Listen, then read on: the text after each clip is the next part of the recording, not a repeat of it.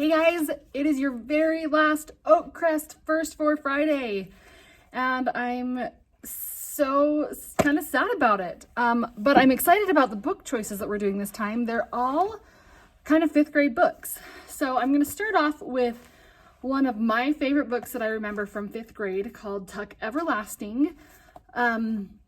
It's a quick read. Lexile level 770, so it's on most of your guys' Lexile level, but it has a little bit of romance to it. So when you get into fifth grade, it's one of those things that you start going, ooh, I actually think that you are pretty cute and not just some silly boy chasing me around the playground. So this is just one of those fun books that I remember reading in fifth grade. And I'm going to read the prologue of this one. Well, let's read the back first, shall we? Tuck Everlasting by Natalie Babbitt. A kidnapping, a murder, a jailbreak. If this were Winnie Foster's story only, it would be like any other great adventure. You would come to the end with all resolved, and that would be that. But this is also the story of the Tuck family, and therefore, though it has a beginning and a middle, it can never end. The two stories cross near the village of Tree Gap during a handful of hot August days in the 1880s. Days which are a curious mixture of violence and love, of anguish and tranquility. And when those days are over, young Winnie is left to make a fundamental choice. What she chooses at last is not what she might have chosen at first. For when you have known the Tucks, as Winnie has, however briefly, you can never quite be the same again. Prologue. The first week of August hangs at the very top of summer, the top of the live-long year, like the highest seat of a Ferris wheel when it pauses in its turning. The weeks that come before are only a climb from the balmy spring, and those that follow a drop to the chill of autumn, but the first week of August is motionless and hot. It is curiously silent, too, with blank white dawns and glaring noons and sunsets smeared with too much color. Often at night there is lightning, but it quivers all alone. There is no thunder and no relieving rain. These are strange and breathless days, the dog days, when people are led to do things they are sure to be sorry for after. One day at a time, not so very long ago, 3 things happened, and at first there appeared to be no connection between them. At dawn, May Tuck set out on her horse for the wood at the edge of the village of Tree Gap. She was going there, as she did once every 10 years, to meet her 2 sons, Miles and Jesse. At noontime, Winnie Foster, whose family owned the Tree Gap Wood, lost her patience at last and decided to think about running away. And at sunset, a stranger appeared at the Foster's gate. He was looking for someone, but he didn't say who. No connection, you would agree, but things can come together in strange ways. The wood was at the center, the hub of the wheel. All wheels must have a hub. A Ferris wheel has one, as the sun is the hub of the wheeling calendar. Fixed points they are, and best left undisturbed, for without them, nothing holds together. But sometimes people find this out too late. I am not going to read any more of that one, but it is a very fun and interesting story, and it really kind of makes you think about a lot of different things. The next one is Radio 5th Grade. Benji Driver is the star of his school's radio program. Too bad no one listens to it. When an uncooperative guest, a parrot named Winston Churchill, sends the show into chaos, Benji is convinced his radio career is over. But the more things go wrong, the more people tune in. Before he knows it, Benji's show is the most popular one on the air.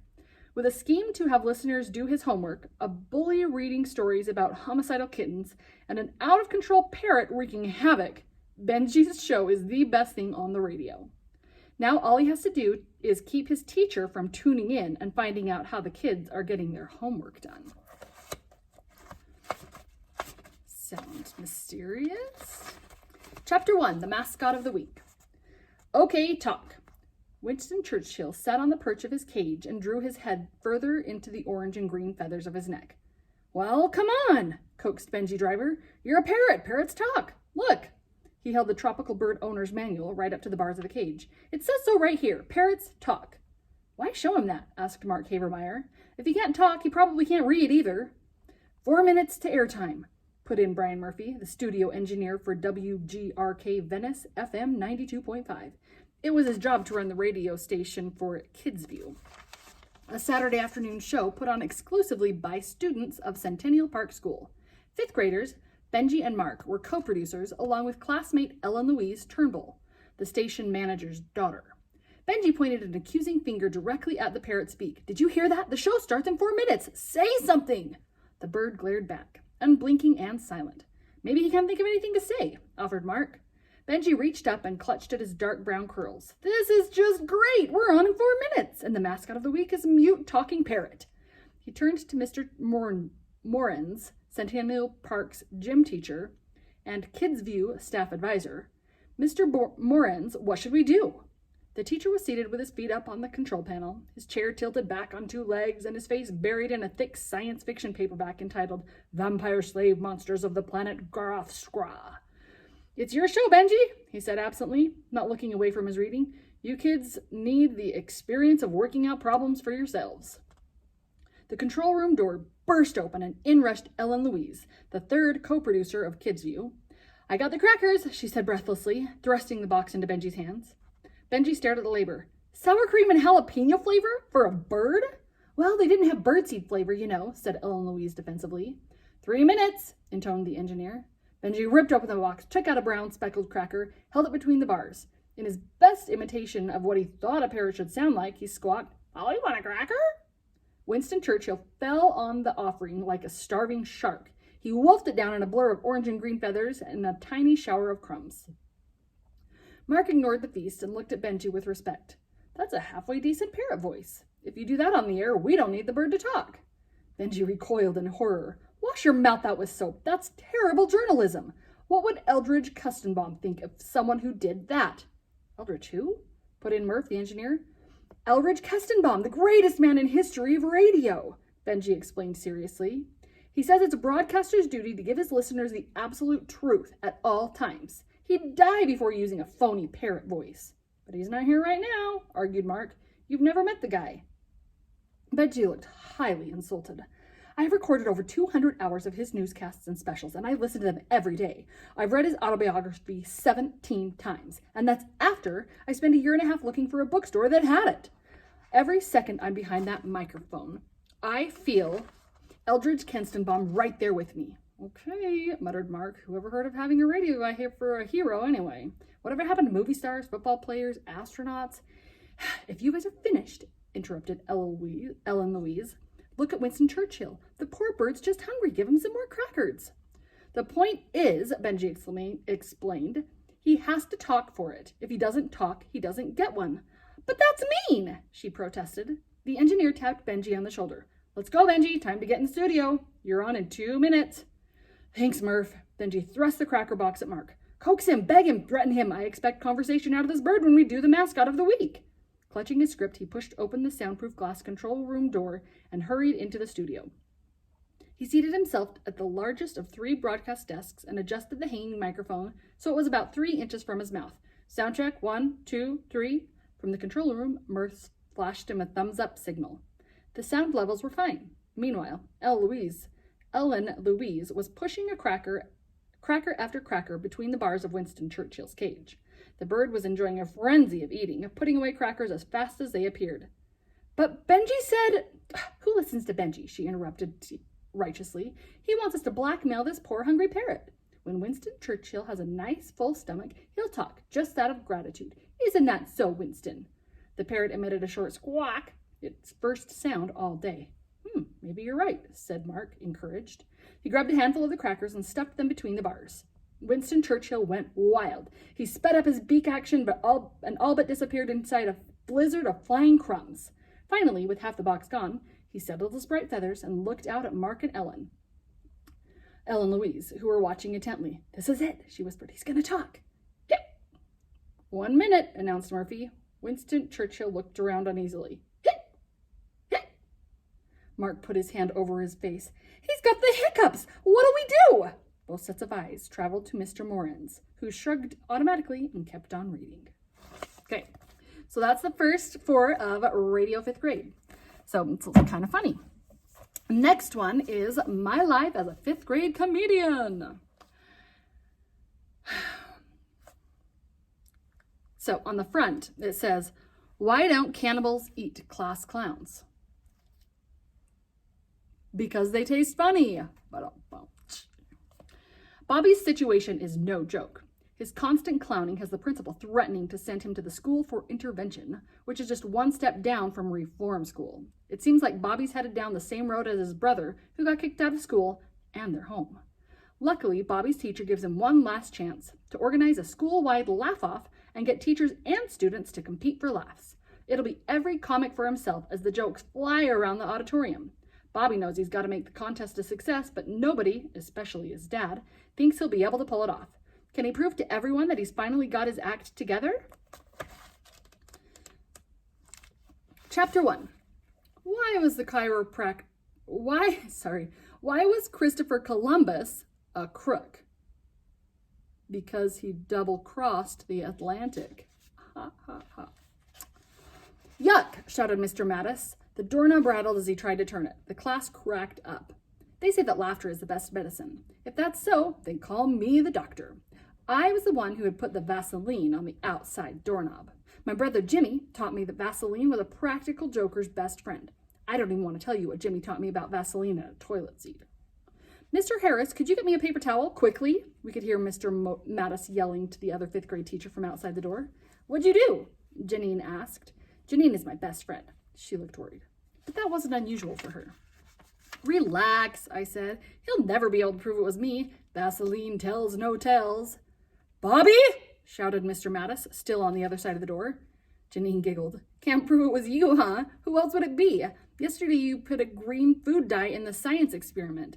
I think he'll have a clue. Mr. Mattis came into the classroom wiping his hand. Bobby, he said, shaking his head. Me? What did I do? I just put on my most innocent face. Me, my brother Jimmy taught me another thing. Never confess. If you don't confess, adults will always wonder if maybe they're wrong. Of course, this tactic didn't help when they kicked Jimmy out of high school. He was running a gambling ring. Real gambling, not just penny poker. He used the high school computers to set up his very own web page so that customers could place bets. Adults aren't concerned with you not confessing when they have proof of your guilt. Janine raised her hand and tried to defend me. Mr. Mattis, it didn't have to be Bobby. There weren't fingerprints on the Vaseline or anything. Mr. Mattis threw the paper towel into the wastepaper basket. Janine, there's such a thing as circumstantial evidence. Anyhow, Bobby, let's try for a clean slate, or at least a clean doorknob. Mr. Mattis can be pretty funny. He likes to laugh. Some teachers don't, but when you get one who does, you're golden. It's Mr. Mattis's first year teaching. He's the kind of teacher who thinks all kids are worth saving. Everybody in the class knows that I am the type of kid who is too much for Mr. Mattis to handle. It's made for an interesting year. Hand your homework assignments up to the front, said Mr. Mattis. My classmates were smirking. I could tell they were just waiting for what I would do next. I wouldn't disappoint them. I always come up with something. One by one, my classmates gave their homework to Mr. Mattis. Everyone except me. Bobby, said Mr. Mattis. He sounded tired. Did you do your homework? No, I admitted. I did some other kids' homework. The class tittered. Bobby, that joke is so old it has mold on it, said Mr. Mattis. The class laughed hysterically. That's what I love about Mr. Mattis. He's as funny as I am. Quiet, he shouted. It wasn't that funny. Bobby, this is the 3rd time in a row that you haven't done your homework. What's the problem? It's not a good time in my life right now for homework. The class cracked up again. Now, what exactly does that mean? Asked Mr. Mattis. I mean, there's a lot going on at home right now. I don't have time for homework. Mr. Mattis looked confused. I tend to have that effect on teachers. Class, open your history books and review the chapter on Columbus's first encounters with Native Americans, he said. He came down the aisle and stood in front of my desk with a concerned look on his face. What's happening at home that's keeping you from doing your homework? He asked softly. If there's really a problem, you know you can come to me. I thought about it. First-year teachers are such suckers for hard luck stories. I could tell him about Jimmy's fight with my parents after he got kicked out of school. I looked out the window. It was a cold March day. I was supposed to meet Jimmy after school. Jimmy's almost 18, 8 years older than me. He's staying with a friend. I miss him. Home's not exactly a barrel of laughs without Jimmy. He left home, and my parents won't ask him back. They call it tough love, but it seems like tough luck to me. I can just imagine what will happen to me when I step out of line. The wind was blowing. A gust of wind hit a piece of newspaper and sent it tumbling into the air, as if the laws of gravity had been turned upside down. What problems? Repeated Mr. Mattis. Seriously, Mr. Mattis, I said in a loud voice so other kids could hear. I would have done my homework, but there was a problem in my house. They cut off the gravity. Dad forgot to pay the bill. He's very absent-minded. I could hear some of my classmates giggling. It was a sound I loved. Cut off the gravity, repeated Mr. Mattis. Most adults would ask, is that supposed to be a joke? Not Mr. Mattis. He was having a hard time keeping his straight face. Yeah, things are pretty up in the air right now. I love it when jokes come to me. I'll have to add this one to my notebook. I write down the best jokes that I've heard or made up. I've got a whole shelf full of books on how to be a comic, and they all say the same thing. Keep a notebook with you at all times to jot down ideas. But this idea was more than just a joke. I wished something like that could really happen.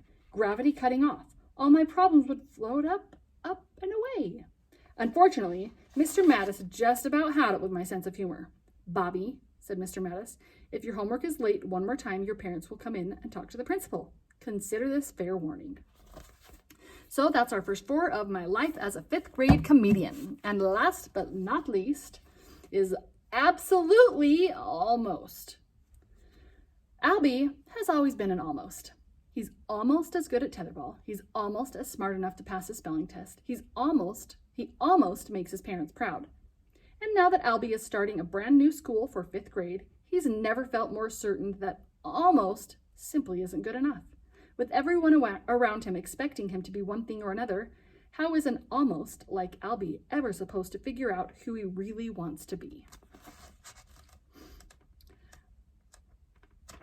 I wonder, this is Lexile 750. Each of the chapter titles have little pictures that go along with them, and they're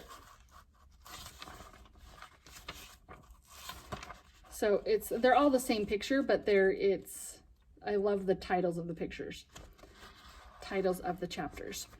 Okay, chapter 1, we'll call it Rocks. Not everybody can be the rock at the top of the rock pile.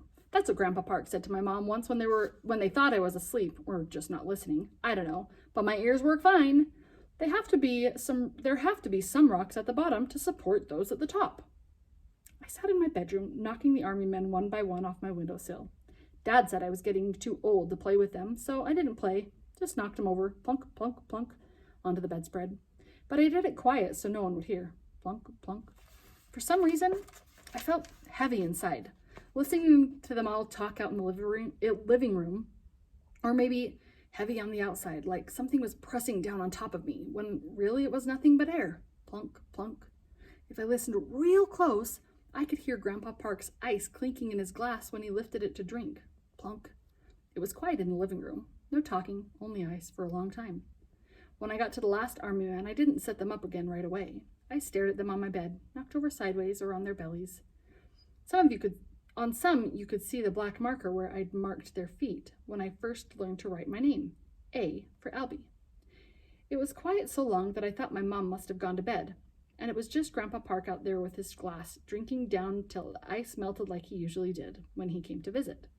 But then Mom said something, so I knew she hadn't gone to bed after all. She said it real quiet, but I heard.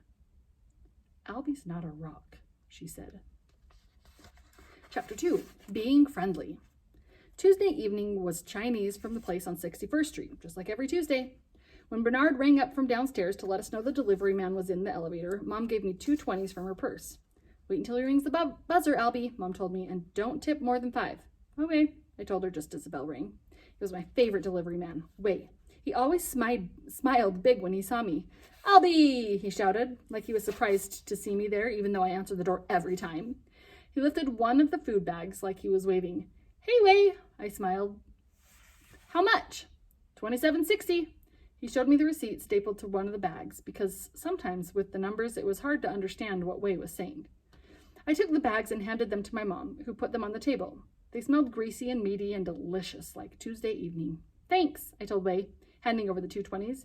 Can I get In my head, I rounded up the change like Mom and Dad do when they give tips in the cab. $4 back. Sure thing. Wade took a wad of bills out of his pocket and placed the 20s on the outside, then flicked past the 10s and 5s till he got to the 1s in the middle. He peeled off 4 for me. Here you go, Albie. Wade handed over the bills. She. At least that's what it sounded like, he said. I raised an eyebrow at him. Thank you, he explained. How do you say thank you in Korean? I looked at Mom. Sometimes people think I know Korean because I'm half, but I only know hello and a couple foods. Mom spoke it with her grandparents, but I don't think she likes to anymore. Mom was busy setting the food out on plates, so she couldn't tell me how to say thank you to Wei in Korean. I'll tell you next time, I said. He winked. Bye then, he said. She, I answered, and I closed the door. Dad snapped shut his laptop and got up from the couch as I handed Mom the change. Oh, Albie, Mom said, looking at the $4. I said don't tip more than 5. I didn't, I started to say. I just rounded up the change, but before I could tell her that, Dad put a hand on my shoulder. He was just being friendly, weren't you, Albie? He looked at Mom, still staring at the 4 1s. It's just a few dollars. That's when I started getting the feeling in my brain I sometimes got when something that was clear before all of a sudden turned fuzzy. I sat down and Mom scooped some rice onto my plate with kung pao and an egg roll. $27.60. I put the number in my brain and tried to keep it there while I chewed on my egg roll. $27.60. I'd started with $40 and I gave Mom 4. Over and over, I tried to subtract the numbers, but I didn't want to do it on paper because I didn't want Mom and Dad to know I was subtracting, so it was hard. Every time I did it, I got a different number. Fuzzier. I gulped down the last of my egg roll. Everything okay, Albie? Dad said, looking at me carefully. Yep, I told him. I picked up my fork and mixed the kung pao with my rice and decided that maybe I was being friendly after all. So that is the absolutely almost.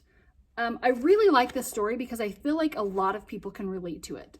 A lot of people sometimes feel like they're not quite as good as they want to be at something. And so this is one of those books that really makes you feel like you're just the right person that you are supposed to be. So there's another one for you guys to add to your list.